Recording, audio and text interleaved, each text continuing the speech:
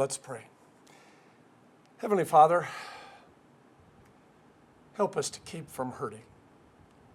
In Jesus' name, amen.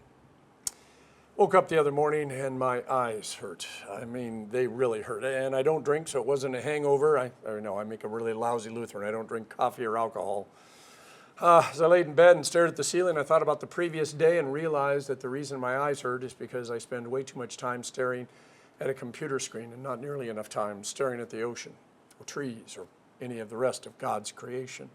As I went to get out of bed, I realized my entire body hurt. And again, thinking about the previous day, I realized that I spend way too much time sitting down and not nearly enough time walking the beach or around my neighborhood or enjoying things.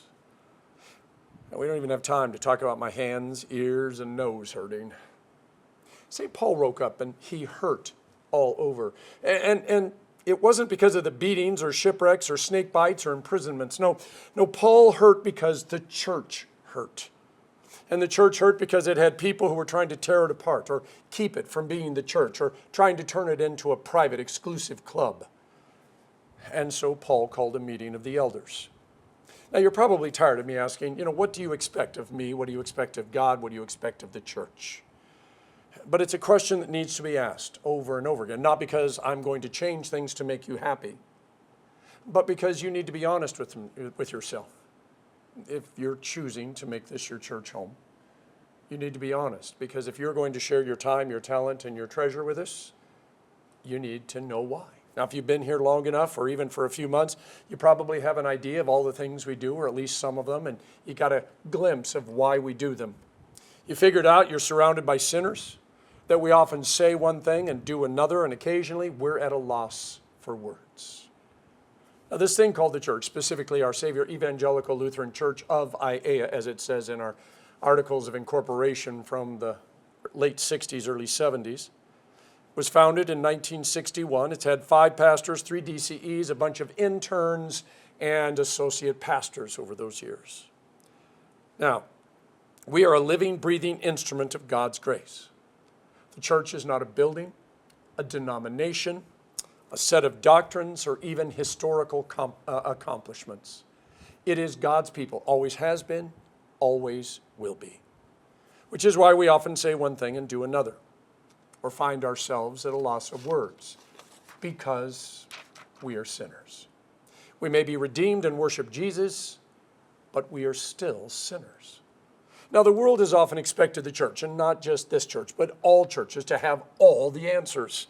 The truth is the church only knows the questions, and I know it sounds corny and very unprofessional, but the only answer that we really have is Jesus. And I know how annoying it sounds when the world or somebody says, well, what is the answer to world hunger, war, disease, death, pain? And we, without blinking, just say, Jesus. The truth is, we actually have no other answer. I know why life hurts. It hurts because of sin. But people, for the most part, are unwilling to accept such a blanket statement. They want to know what sin and who sinned and why this particular person or group of people has been affected by that sin when there's all these other people that are far worse and have sinned even more, and they're doing just fine. And that is where we are at a loss for words. If I'm going to issue any type of wisdom today, it would be avoid anyone who tells you that they know why bad things happen to good people. Now, what they're going to tell you might make you feel good for a moment, but I guarantee after you've had time to think about it, you are simply going to get angry and you're going to feel even more hurt. And we have enough people who are mad at God and the church because of something that someone said. We really don't need to add any more people to that list. Life hurts. Nobody gets off this planet unscathed. We may not like it, but it is a truth that we need to accept. If you don't want to be hurt, then don't love anyone. Don't trust anyone. Don't talk to anyone. Don't listen to anyone. Don't do anything. Curl up in a cave on Molokai and spend the day staring at the ocean. You will have an unending sense of loneliness, but you might, and the key word is might, be able to avoid being hurt. Now, short of that, there are some things that are optional. Now, these are things that you actually have life choices in. So try not to take things personally, even if they're personal. Except the past cannot be changed. You just got to live through it. Be careful about placing expectations on other people, because I guarantee they're going to disappoint you. Understand you aren't other people, they aren't you, so be careful about comparing. See, we don't have time to talk about lifestyle choices, addictions, and traditions. But again, we all have choices in life. Choose wisely and trust in God's grace forgiveness when you don't choose wisely. One of the biggest challenges of the church is that there is no single place in the Bible that says, this is how a church must worship. This is what a church is going to look like. These are the approved hymns as well as the approved translations that you are allowed to read.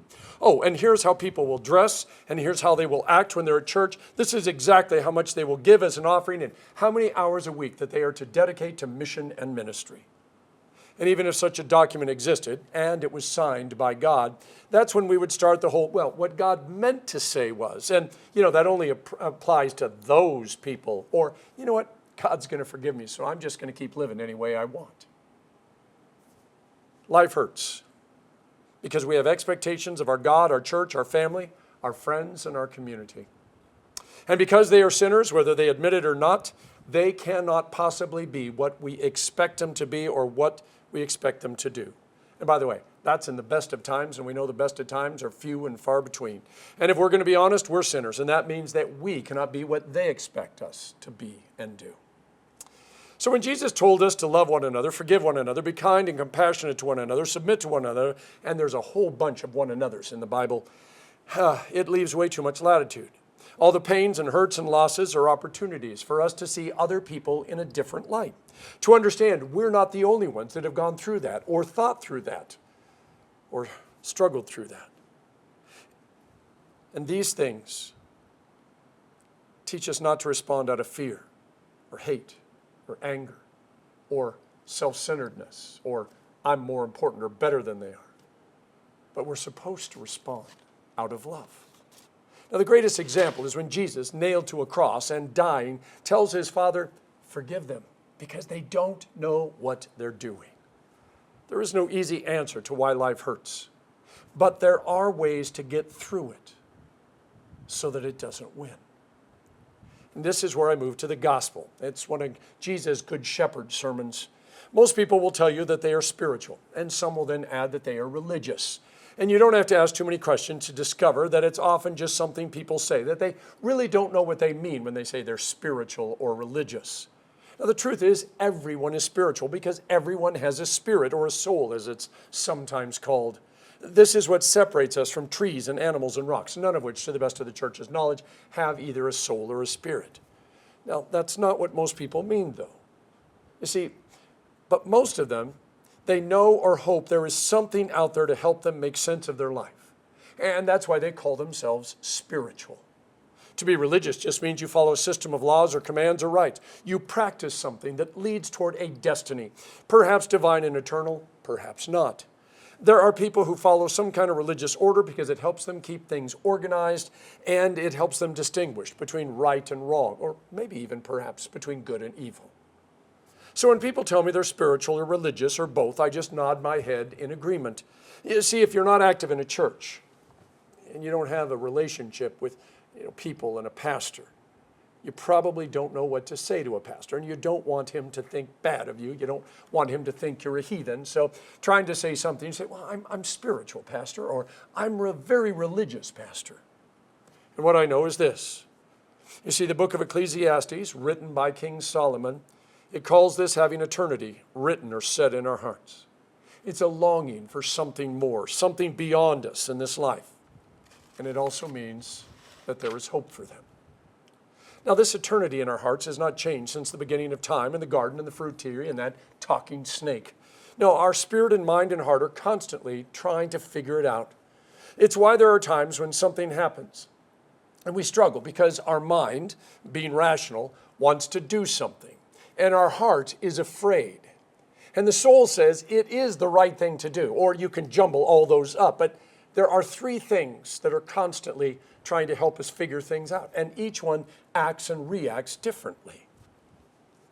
And if you're simply religious or spiritual, you can go through your checklist or follow your gut, which is what a lot of people call their spirit. But in the end, you're missing the most important element, which makes all the difference. The Feast of Dedication mentioned in our gospel lesson is also known as the Feast of Lights, or you probably know it as Hanukkah, which has at least 7 different spellings based upon what I discovered. When the temple was taken back from the Syrians around 160 BC, they rededicated it to the god. And the story is that the altar candles burned for an entire week without anybody adding oil to them. And so this feast is about light and God's provision and miracles. Now, the Jewish leaders asked Jesus a blunt question. Don't leave us in suspense. Tell us if you are the Christ or not. And Jesus says, I did tell you, but you don't believe me. Then Jesus goes off on, my sheep know my voice, but you don't know my voice, so therefore you are not my sheep. And that's when they start to pick up rocks to stone him. When Jesus says, why are you going to stone me? They said, well, because you claim to be God.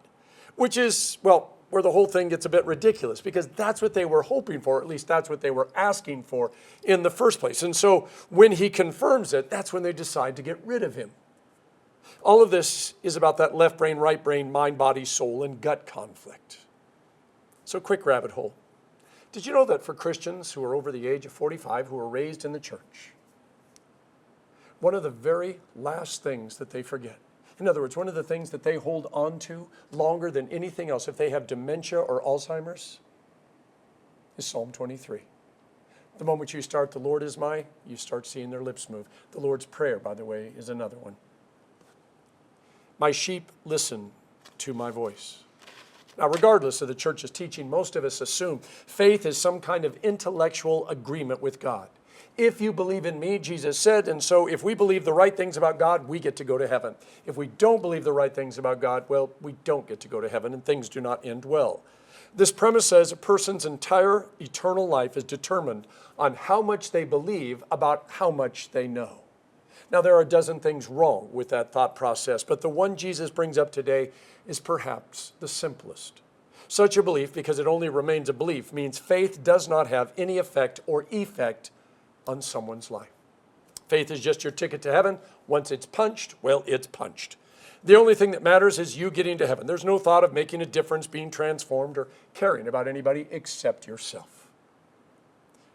My sheep listen to my voice.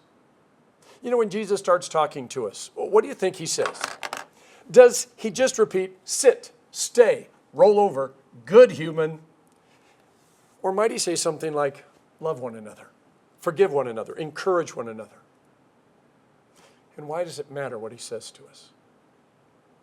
St. James writes that demons believe that there is one God, and it scares them to death. So much for just believing being your ticket to heaven.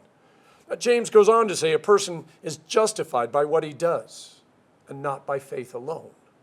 This means it's more than just saying, yep, that's Jesus' voice. I would know it anywhere, and then going back to whatever we were doing. You see, Jesus didn't just save me from my sins.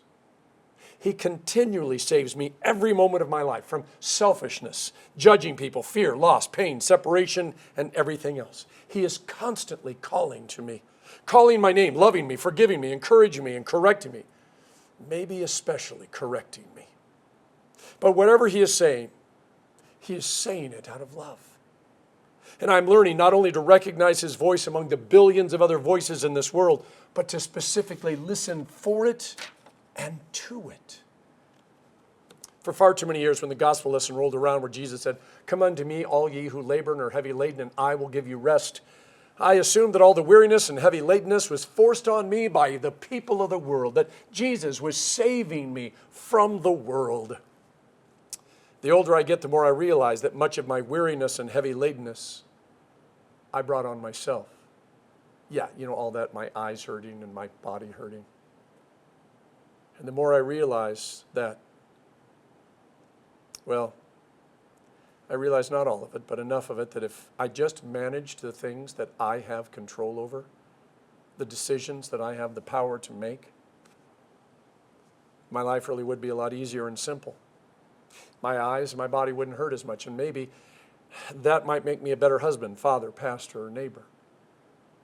See, the whole purpose of our lessons today is to remind us that we aren't here to make other lives miserable. We're not here to fix other people. We're not here to ignore them either. St. Paul says, I've done all I can do. I've got to go, and now it's your turn. Jesus said, you may not want me as your shepherd, but I'm not going anywhere. and I'm just going to keep speaking, and maybe eventually you'll learn to recognize my voice. We cannot avoid pain or suffering or uncomfortable moments or the judgment of the world. And when we run away from God and we get further and further away from his voice, we're getting further and further away from the voice, the only voice that speaks the truth. And I know we are often afraid of the truth, but there is a truth that we need to hear. I know we don't like being told we're sinners or that we shouldn't have said this or done that. But that's not the only thing that God says. The voice of God also calls out to us to remind us that we are his child, forgiven, eternal, loved. Did I say forgiven? Yeah, I know I did, but I think you need to hear that again, just like I think you need to hear that you're loved again. No matter where we are in the world, where our feet happen to be, God also wants us to be in his arms where he can hold us, give us peace, speak words of promise, make that especially in times of pain and uncertainty. In the name of the Father, and of the Son, and of the Holy Spirit.